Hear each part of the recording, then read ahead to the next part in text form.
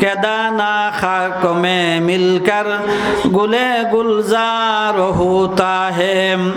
তুমি তোমার অস্তিত্বকে মিঠাই দাও, আমিত্বকে মিঠাই দাও, তাহলে অবশ্যই আল্লাহ রাব্বুল ইজ্জত তোমার সম্মান বাড়াই দিবে, ইজ্জত বাড়াই দিবে। আল্লাহ তাআলা তোমাকে মানুষের সামনে সম্মানী বানাই দিবে, পরকালে আল্লাহ তাআলা জান্নাত দান করবে। সুবহানাল্লাহ। তো প্রায় সময় আমাদের উস্তাদে এই কথাটা বলতেন, একটা মানুষ জন্ম থেকে নিয়ে মৃত্যু পর্যন্ত সে যত রকমের সম্মান আছে অর্জন করছে, কথা মেম্বার, চেয়ারম্যান, প্রেসিডেন্ট, এরপরে দা কোটিপতি, মানে সব কিছু হয়েছেন, কিন্তু মরণের পরে তার শাস্তি আরম্ভ হয়ে গেছে। কি বলেন, লোকটা কামিয়াব না না কামিয়াব? না কামিয়াব। কেন না কামিয়াব? হাদিসের মধ্যে, হাদিস শরীফের মধ্যে এরকম আসছেন যে হুজুর ইসলাম ফরমান, একটা মানুষ জন্মের থেকে নিয়ে মৃত্যু পর্যন্ত সে সুখী ছিল, কোনো কষ্ট তার নাই। মরণের পরে ফাইসালা হয়েছে, সিদ্ধান্ত হয়েছে যে তোমার এখন দুদকে যাইতে হবে। দুদকটা দেখার সাথে সাথে তার এই হায়াতে জিন্দিগির যত আরাম আছে এগুলি ভুইলা তার মধ্যে অনুভূতি আসবে যে কোনোদিন সে আরাম ভোগ করে নাই।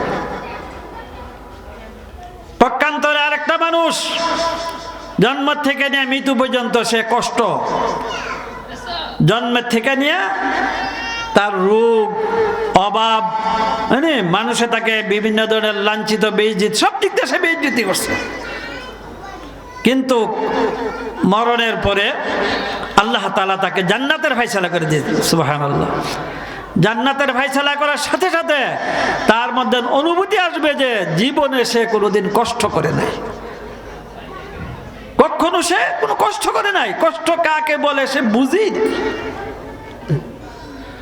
তো এই জন্য হায়াতে জিন্দিগি, জিন্দিগি না, জিন্দিগিটা হলো পরকালের জিন্দিগি, যা শুরু আছে শেষ নাই। একটা গুনার জন্য 700 বছর দুধ ধরতে হবে, একটা গুনার জন্য। আজকে হাসতে হাসতে আমরা গুনাহ করতেছি, একটা মানুষকে টিটকারি দিয়ে আমরা গুনাহ করতেছি, একটা মানুষকে গালি দিয়ে আমরা গুনাহ করতেছি। বর্তমানে যুবক ফুলাফানে মারু হাফ প্যান্ট পিনদে, যেটা আটলে আডুটা বাইর, এমনি না আটলে আডুটা ঘুরে তাহে।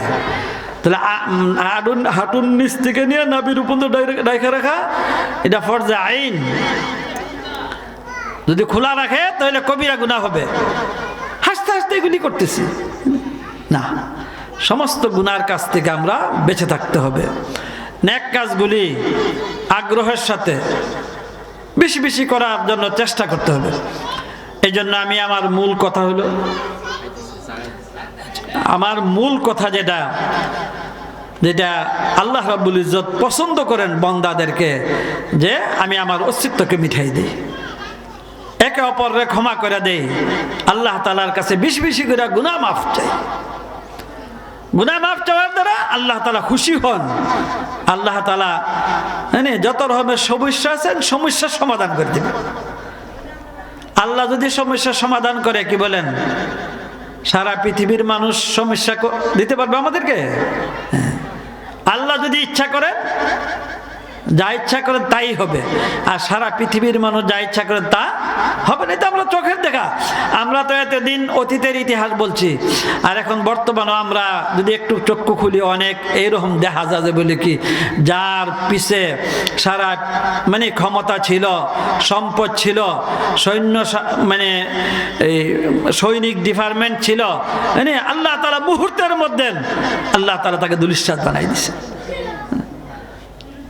আর অন্য দিক দিয়ে যে চতুর্দিক দিয়া অপদস্থ,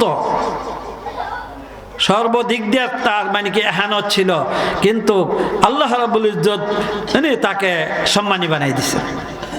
অত ইজ্জু মান তাশা অত যিল্লু মান তাশা বিয়াদিকাল খাইর ইন্নাকা আলা কুল্লি শাইইন কাদির। আল্লাহ সর্বক্ষমতার মালিক। এজন্য ঈমানের প্রথম অংশ হইল এটা যে আল্লাহ সর্বক্ষমতার মালিক, এই ইয়াকিন আমার দিলের মধ্যে পয়দা করা। আমরা যারা নামাজ না পড়ি, ক্ষমতা আল্লাহরে মানি না, আমি নিজে বলি নামাজ না পড়া শরীরে বালা করে লাম।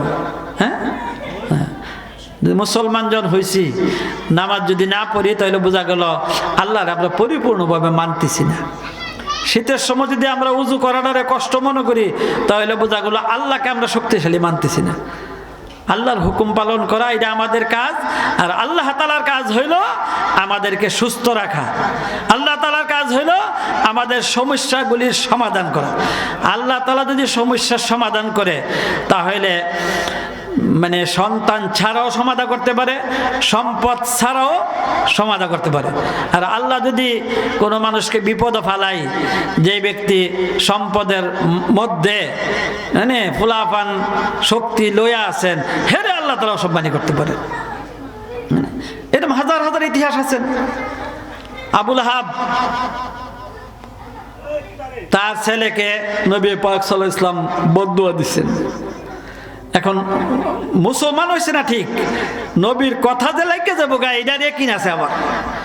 এই জন্য সফরের মধ্যে সাথীদেরকে বললো যে বলে কি আমার ছেলেরে তোমরা একবারে সবার মাঝখানে রাখবা, যাতে করে সে কোনো বিপদ আপদে এরে না ফা, বিপদ আপদ তোমরা রে ফা। হাদিসে আসছে যে বলে কি আবু লাহাবের ছেলেরে সমস্ত মাল টাল জমা কইরা মালের উপরে শোয়াইছে, আর সাথী যারা আছেন এরা চারিদিক দিয়ে শুইছেন। কুদরতি ভাগ আইসা মানে হুংতে হুংতে একবারে আবু লাহাবের ফুতের কাছে গিয়া তারে মানে গার বাইঙ্গা খাইয়া চলে গেছেন, বাকি সবাই নিরাপদ। এই বিপদ দিছেন কে? আল্লাহ। ইউসুফ আলাইহিস সালামকে সবাই মিল্লা বিপদ ফালাই দিছে, যে বলে কি কুয়াত ফেলে তো মরণ ছাড়ার কোনো উপায় নাই। কিন্তু আল্লাহ তাআলা তার প্রতি সন্তুষ্ট, এই জন্য আল্লাহ তাআলা ইউসুফ আলাইহিস সালামকে হেফাজত করছেন। এই আল্লাহ এখনো আছেন। এই জন্য আমি আমার গ্রামের সবাইকে আবারও অনুরোধ করব যে পায়ে গাদা লঙ্গে নিস, মুলকে খুদা তঙ্গে নিস। গাদার ফাও লেংরা না, খুদার দুনিয়া ছোট না। সানাউল্লাহ সব ইচ্ছা করলে এর চেয়ে আরো ভালো চাকরি পাবে, আমরাও ইচ্ছা করলে এতে ভালো ইমাম সব পাইব। আমরা আমাদের এই দ্বন্দ্বটা আপসে ভুইলা একে অপরের ক্ষমা করে দেই, এবং যারা আশপাশে আছেন আমন্ত্রিত মেহমানগুলো আসতেছেন মূল্যবান তকরির করবেন। আমরা সবাই মাহফিলে চলে আসি।